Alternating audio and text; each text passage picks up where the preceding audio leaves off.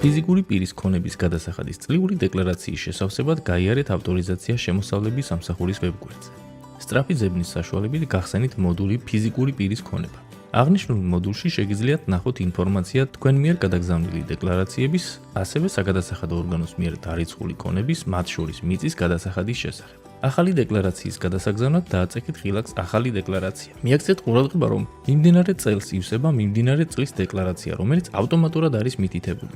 აღნიშნულ ველში წელს შეცვლით იმ შემთხვევაში, თუ გსურთ წინა წლების დეკლარაციების გადაგზავნა ან მონაცემების დაზუსტება წინა წლის დეკლარაციაში ხანდაზმულობის ვადის გათვალისწინებით.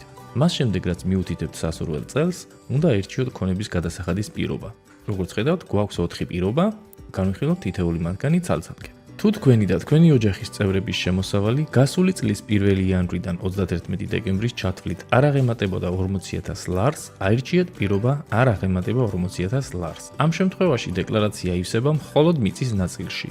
თუ თქვენი და თქვენი ოჯახის წევრების შემოსავალი გასული წლის 1 იანვრიდან 31 დეკემბრის ჩათვლით იყო 40,000 ლარიდან 100,000 ლარის ჩათვლით, აირჩიეთ მეორე პირობა შეადგენს 40,000-დან 100,000 ლარის ჩათვლით. ხოლო თუ აღემატება 100,000 ლარს, შესაბამისად აირჩიეთ მესამე პირობა, აღემატება 100,000 ლარს. მეოთხე პირობას განცხადება ირჩევთ იმ შემთხვევაში, თუ წინა საანგარიშო წელს გაქვთ დარიცხული ქონების გადასახადი და წელს არ გეკუთვნით გადასახადის გადახდა. განვიხილოთ მაგალითები. მაგალითი 1.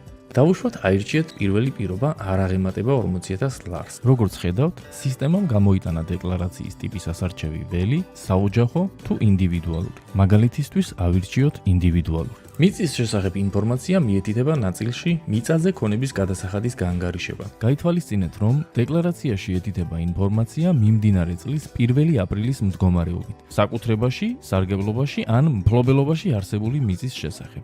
ველში მიწის ტიპი ირჩევთ მიწის ტიპს, მაგალითად არასასოფლო-სამეურნეო დანიშნულების მიწა. ველში მდებარეობა ირჩევთ მდებარეობას, მაგალითად მცხეთა. ველში ფართობი უთითებთ ფართობს, მაგალითად 150 კვადრატული მეტრი. გაითვალისწინეთ, რომ არასასოფლო-სამეურნეო ტიპის მიწა ეთითება კვადრატულ მეტრებში, ხოლო მიწის სხვა ტიპები ჰექტრებში. იმ შემთხვევაში, თუ სარგებლობთ შეღავათით, ველში შეღავათი მიუთითებთ შესაბამისი შეღავათი. ხოლო თუ არ სარგებლობთ შეღავათით, აირჩიეთ პირობა შეღავათით არ ვსარგებლობ. ველში გადასახადი სისტემა ავტომატურად გამოიანგარიშებს გადასახდელი თანხის ოდენობას მოცემულ მიწის ნაკვეთზე.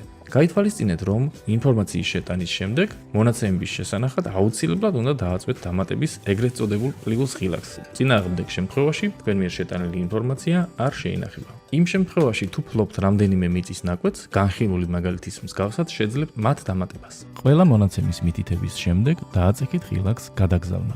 მაგალითი 2. დავუშვათ აირჩიეთ მეორე პირობა 40,000-დან 100,000 ლარის ჩათვლით. მიწის ნაწილს ავსებთ პირველი მაგალითის მსგავსად და დამატებით უთითებთ ასევე საკუთრებაში არსებული ქონების შესახებ ინფორმაციასაც. რა თქმა უნდა, თუ საკუთრებაში არ გაქვთ ქონება, ამ ნაწილს არ ავსებთ. ველში ქონების ტიპი უთითებთ ქონებას არსებული ჩამონათვალიდან, მაგალითად ბინა. ველში მდებარეობა ირჩევთ მდებარეობას, მაგალითად თბილისი. ველში დასაბეგრი ქონების საბაზრო ღირებულება უთითებთ ქონების საბაზრო ღირებულებას, მაგალითად 100,000 ლარი. იმ შემთხვევაში, თუ სარგებლობთ შეღავათით, ველში შეღავათი მიწის ნაკვეთის მსგავსად უთითებთ შესაბამის შეღავათს, ხოლო თუ არ სარგებლობთ შეღავათით, აირჩიეთ პირობა შეღავათით არ ვსარგებლობ. ველში საკუთრებაში, სარგებლობაში, ფაქტობრივ მფლობელობაში არსებობის პერიოდი მიუთითეთ რამდენი თვეც იყო აღნიშნული ქონება თქვენს საკუთრებაში გასული წლის 1 იანვრიდან 31 დეკემბრის ჩათვლით. მიწის მსგავსად, ველში გადასახადი სისტემა ავტომატურად გამოიანგარიშებს გადასახდელი თანხის ოდენობას მოცემულ ქონებაზე. გაითვალისწინეთ, რომ თქვენ მიერ შეტანილი მონაცემების შესანახად აუცილებლად უნდა დააწვეთ დამატების ეგრეთ წოდებულ პლუს ღილაკს. იმ შემთხვევაში, თუ ფლობთ რამდენიმე ქონებას, განხილული მაგალითის მსგავსად შეძლებთ მათ დამატებას. ყველა მონაცემის მითითების შემდეგ დააწექით ღილაკს გადაგზავნა. შედეგად სისტემა გამოიტანს შეტყობინებას დეკლარაციის წარმატებით გადაგზავნის შესახებ. ფიზიკური პირის ქონების გადასახადის თაობაზე საგადასახადო მოთხოვნის სანახავად, სადაც მითითებულია ქონების, მათ შორის მიწის გადასახადი, დააწექით ღილაკს იხილეთ შეტყობინება. საგადასახადო მოთხოვნაში მითითებულია ასევე სახაზინო კოდი 10.100.1000, რაზედაც უნდა გადაიხადოთ აღნიშნული გადასახადი. მესამე პირობის აღემატება 100,000 ლარს მონიშნის შემთხვევაში დეკლარაციას ავსებთ განხილული მეორე მაგალითის მსგავსად. სამივე პირობის შემთხვევაში განხილული მაგალითების მსგავსად შეგიძლიათ შეავსოთ ასევე საოჯახო დეკლარაცია. რომელიც ინდივიდუალურისგან განსხვავდება მხოლოდ იმით, რომ სანამ დაიწყებთ მიწის ან და ქონების ნაწილების შევსებას, აუცილებელია სულ მცირე ოჯახის ერთი წევრის მითითება. შემოსავლების სამსახური გისურვებთ წარმატებას.